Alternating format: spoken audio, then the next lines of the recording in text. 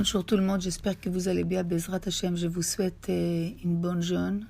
Vraiment, je vous souhaite, Bezrat Hashem, une grande siyata d'ishma, de comprendre qu'à partir de Yudzaïn Betamuz, ça commence une koufa, une période qui est très dure pour Am Israël. C'est une période qu'on appelle Yemei Ben HaMetzarim. Elle continue comme ça jusqu'à Tisha B'Av. C'est des périodes que le Navi il dit Kol Rotfei Hasigua Ben HaMetzarim.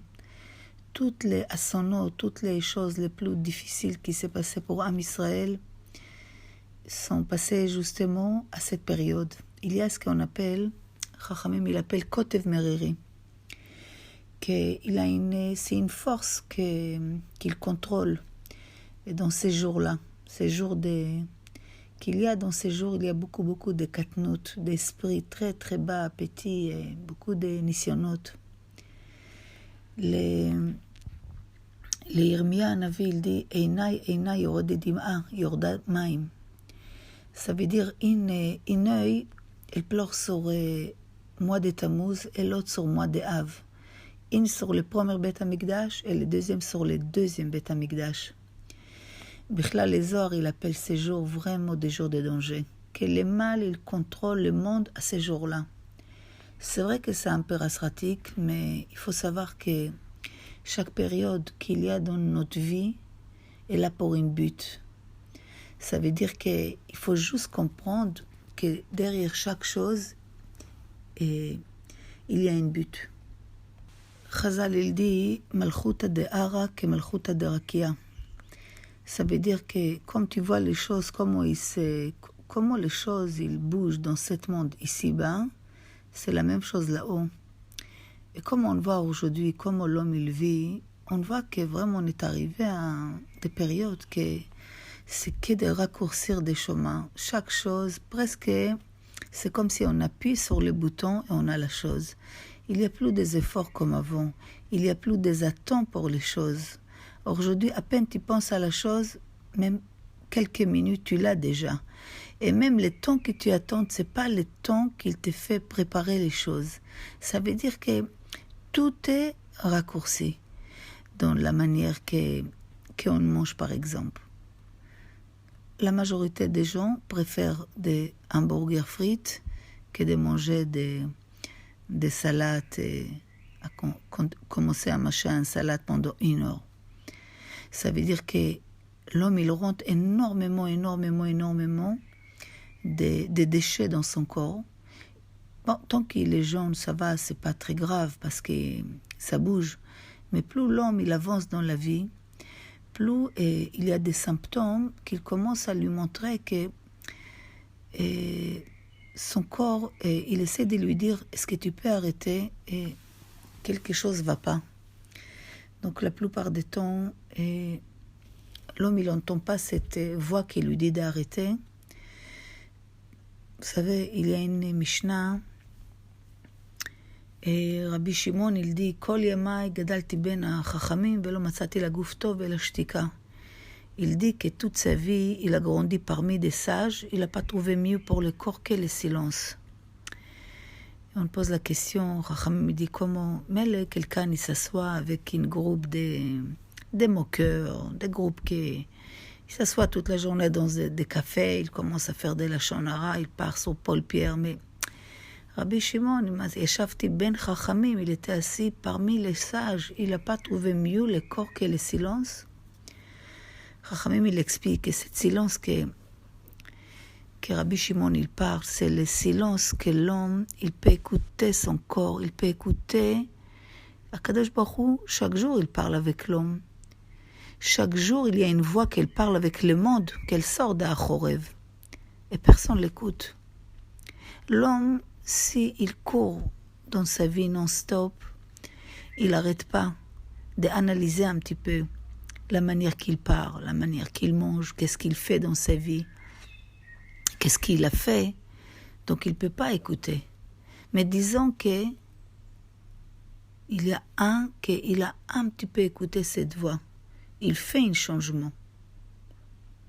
Donc il change la manière qu'il mange, il change sa vie, il change sa manière de faire les choses, toute sa vie, elle va être mieux. Mais celui-là qui ne veut pas faire ce changement, chaque fois qu'il a mal aux pieds, à la tête, aux yeux, il prend un Doliprane. Il paralyse le mal, il continue la vie. Hop, il court d'une chose à l'autre, il ne fait pas attention. Ça veut dire que la racine n'était pas soignée. Les symptômes, ils vont devenir encore pire et pire et pire. Jusqu'à arriver à un moment, c'est plus un Doliprane. Le corps, il ne peut plus bouger.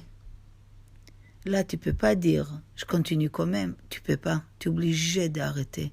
Tu es obligé de faire des changements. Mais le problème que là, ça commence à être très, très, très, très dur. Parce que c'est vraiment des souffrances. La même chose dans le monde spirituel de l'homme. Un homme, quand il voit qu'il a beaucoup, beaucoup de difficultés, il est bloqué sur des choses.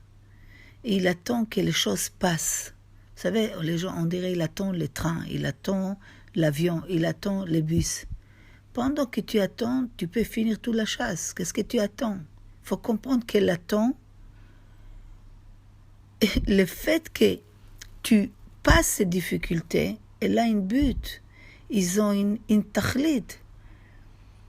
Ça veut dire que la Gemara, elle dit, Adam רואה שייסורים באים עליו ישב ויפשפש במעשיו. Un homme, quand il voit qu'il a des soucis, des problèmes, ישב ויפשפש במעשיו. Qu'est-ce qu'il fait? C'est comme si tu cherches un dossier. Tu sors tout un dossier depuis 1920 et tu commences à chercher.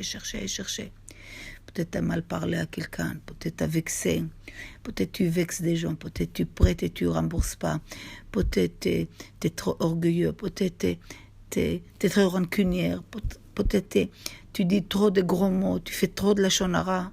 Cherche dans ton action. Certains disent même yemashmesh b'maasav. C'est quoi yemashmesh? Mamash touche. Tu peux dire, moi je suis tzaddik, toute la journée je fais que des mitzvot. Non, mashmesh, touche tes actions. Peut-être tu le fais parce que tu adores que tout le monde te tape comme ça sur les épaules. Tu dis, quel tzaddik.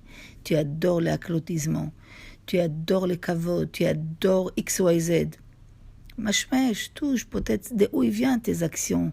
Chaque chose, il faut que tu comprends qu'ils ont un sens dans les choses.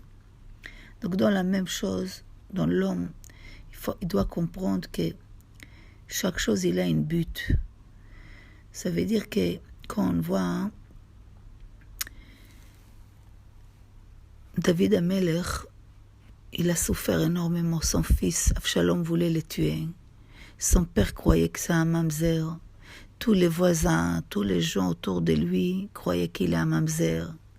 Quelqu'un a volé quelque chose, tout le monde dit c'est David. Sûrement c'est le petit là-bas, David, qui l'a volé. Il a souffert toute sa vie. Lui, il nous a appris que justement, les Yesorim, les karchers de la vie, les Égyptes qu'on passe dans notre vie, c'est ça qui fait grandir l'homme. Dafka, c'est grâce à ça que c'était comme un point de sauter plus haut. C'est David Amelech qui l'a dit, Mina meitzar karatia aneni bemerchavia. Quand je suis dans les meitzar, quand je suis dans les situations de difficultés, des épreuves, je cherche pas qui est le fautif. La plupart du temps, on dit non, c'est ma femme. Oui, toute sa famille, elle est comme ça.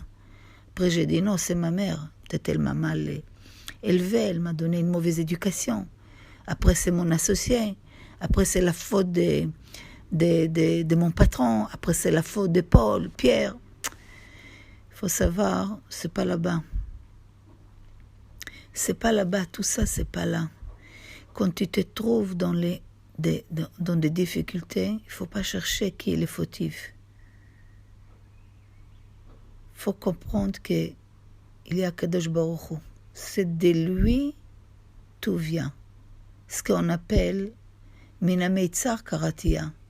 J'appartiens tout ce qui, les choses qui m'arrivent dans ma vie à Shmaya. Je sais qu'il y a Kol Mishamayim. Tout vient de là-haut. Donc quand tu vois ton ribono shel olam, dans ton balagan, dans ton difficulté, dans ton meitzar, quand tu comprends que finalement, C'est une voix qu'elle m'appelle à faire un changement.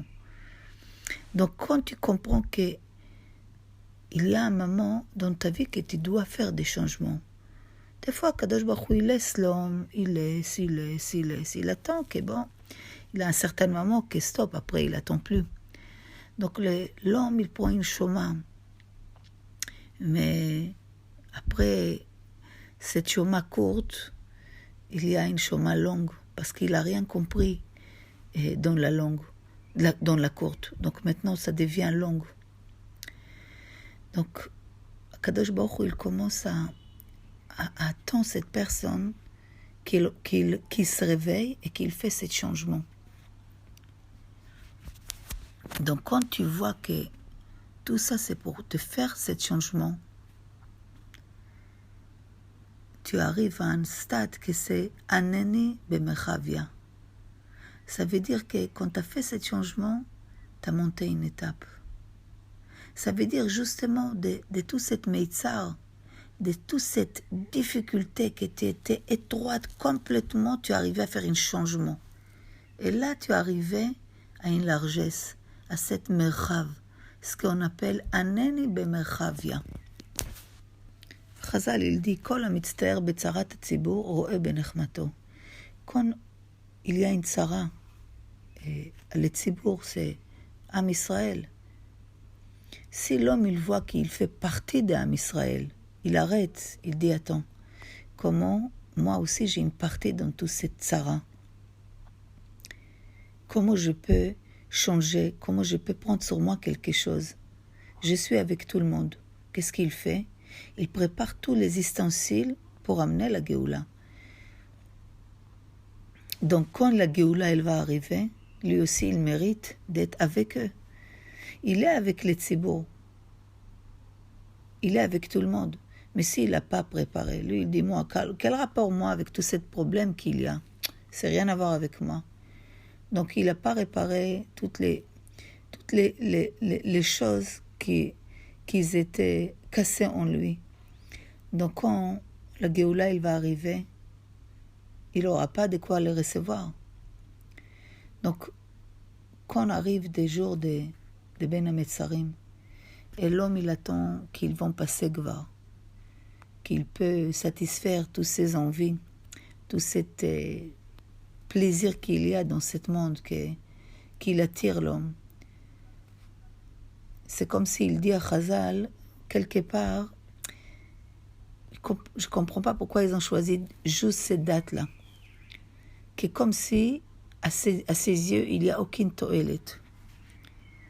Mais il ne faut pas oublier qu'il y a une lumière. Il y a une lumière qu'elle est cachée, il faut la sortir mais à corps et la poêle. Dans ces 21 jours, tu peux atteindre un niveau spirituel. Dafka, dans ces jours de Katnout, si tu comprends qu'Hachem, il attend de toi quelque chose. Oui, de toi. Faut pas, comme on dit, voler la face. Faut pas tomber et dire ça glisse. Faut pas dire je perds d'argent parce que tout le monde perdu dans la bourse. Pas du tout. Paul Mincha Elef. Tu peux sortir à la guerre, 1000 tombent de ta droite et 2000 de ta gauche. Rien t'atteint à toi. Pourquoi? Parce que Kadosh Baruch Hu, il est content de toi. Il faut savoir qu'Akadosh Baruch Hu, il parle avec chacun de nous. Chacun, Akadosh Baruch Hu, il lui parle. Il faut juste écouter cette voix. Il faut juste comprendre que Kadosh Baruch Hu, s'il te met dans une situation, il attend que tu bouges. Fais des changements. Ne reste pas comme ça. Hachem, il n'est pas limité dans le temps. C'est nous qui on est limité. Tu veux prendre ton temps, prends, tranquille, il n'y a pas de problème. Ne viens pas pleurer après. Tu avais tout le temps pour faire les changements. Hachem, il te met des temps, comme il y a dimanche, lundi, mardi, il y a vendredi soir, il y a Shabbat, il y a Rosh Chodesh, il y a Rosh Hashanah, il y a chaque fête, c'est comme une vitamine pour certaines parties du corps. Chaque fête, chaque jour, chaque quart d'heure. Il faut savoir que tu as des moments que tu peux grandir. Il ne faut pas attendre que ces jours y passent. Au contraire, dans ces jours, comment je peux grandir? Qu'Akadosh Baruch Hu, il t'aide à voir que le plus grand travail, c'est d'afka quand tu es petit. Yosef, il est devenu roi d'Égypte après 12 ans de prison. Moshe Rabbeinu, il est venu le roi de tout Am Israël après qu'il était chez Paro. C'est pas en prison, et chez Paro, chez les Goïm. Et comme ça, on a plein des exemples comme ça. Am Israël, avant qu'il acquiert la Torah, avant qu'il acquiert Am Israël, Eretz Israël, il fallait qu'il passe dans une karcher. C'est Katnout, Égypte, c'est petit, c'est étroit, c'est obscurité. Avaya Kadma, comme on dit, Aklipa Kadma l'a pris. D'abord, on est dans les écorces, on est dans l'obscurité. Même la lumière, elle vient après une grande obscurité. Donc, il faut comprendre que dans l'obscurité, dans ce qu'on appelle Chashrut, il y a plein de choses qu'il développe.